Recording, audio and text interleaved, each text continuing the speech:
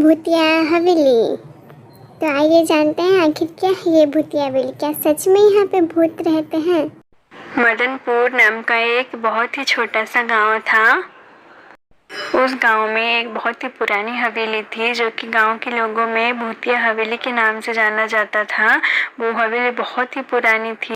उस गांव में 4 दोस्तों ने एक दिन बात की, क्या सच में यहाँ ऐसा कोई भूतिया हवेली है? क्या सच में वहाँ भूत रहते हैं? क्या वो सच में इतने डरावनी है कि वहाँ गांव के लोग जाने से इतना डरते हैं? आज रात इसका सच्चाई पता करते हैं। ऐसा कह के वो चारों दोस्त एक रात को निकल पड़ते हैं। धीरे धीरे वो चारों दोस्त आगे बढ़ते गए। जैसे वो लोग धीरे धीरे आगे बढ़ते गए वैसे ही रात घनी होती गई।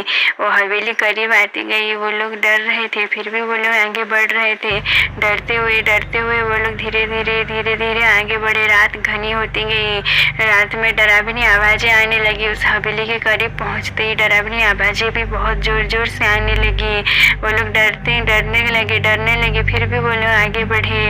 रात बहुत ही घनी हो चुकी थी। वो हवेली के करीब आ पहुंचे थे। बहुत ही हवेली के अंदर से बहुत ही डरावनी आवाजें आ रही थी, जैसे कि मानो कोई चीख रहा हो, कोई चिल्ला रहा हो, कोई बचाओ बचाओ बोल रहा हो।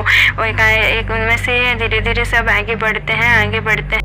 कुछ समय चलने के बाद वो लोग धीरे धीरे हवेली के करीब आ पहुँचे। वो लोग हवेली के करीब आके देखते हैं कि हवेली में वाकई बहुत ही डरावनी आवाज़ें आ रही थी और हवेली बाहर से भी बहुत खौफनाक लग रही थी। उस हवेली के अंदर से बहुत ही डरावनी आवाज़ें आ रही थी और धीरे धीरे वो लोग हवेली के करीब आते गए। वो लोग देखते हैं कि हवेली वाकई बहुत पुरानी थी और बहुत ही डरावनी लग रही थी।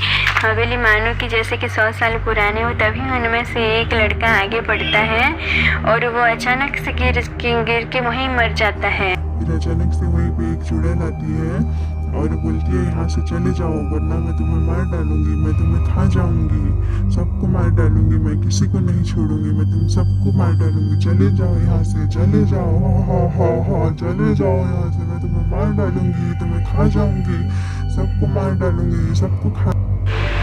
वो लोग चुड़ैल को देख के बहुत ही घबरा जाते हैं और जैसे तैसे वहाँ से भाग निकलते हैं। उस चुड़ैल से वो लोग हवेली के अंदर जाने लगते हैं। धीरे धीरे वो लोग हवेली के अंदर कदम रखते हैं। वहाँ पे दरवाजे के अचानक से बंद होने लगते हैं, खुलने लगते हैं, लाइट्स ऑन होने लगती हैं, ऑफ होने लगती हैं। वो लोग बहुत ही घबरा जाते हैं लेकिन फिर भी वो लोग धीरे धीरे आगे बढ़ते हैं। वो लोग जैसे ही हवेली के अंदर जाते हैं वहाँ बहुत सारा खून पड़ा हुआ रहता है, बहुत सारा टूटा फूटा चीज़ पड़ा हुआ रहता है। फिर भी वो लोग नहीं डरते। वो लोग आगे बढ़ते जाते हैं। वो लोग आगे जाते हैं। वहाँ देखते हैं अलग के कमरे में एक बड़ा सा मोमबत्ती जल रही थी। तभी वहाँ पर चुड़ैल आ गई और उन्हें डराने लगी। बहुत ही टेस्टी लग रहा है और तुम सबको खा जाऊंगी, किसी को भी नहीं छोड़ूंगी, हाँ किसी को भी नहीं छोड़ूंगी, तुम सबको खा जाऊंगी, मैं भाग जाओ यहाँ से, चले जाओ यहाँ से, चले जाओ।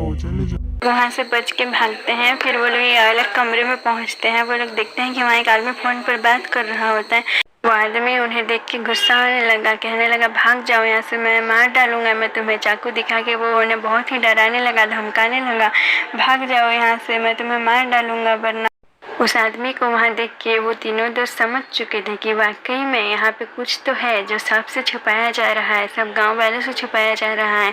फिर उन्होंने पता लगाने का कोशिश किया। उन्होंने चोर उससे पूछा कि आप कौन है, यहाँ क्या रह रहे हैं? ये तो भूतिया हवेली है।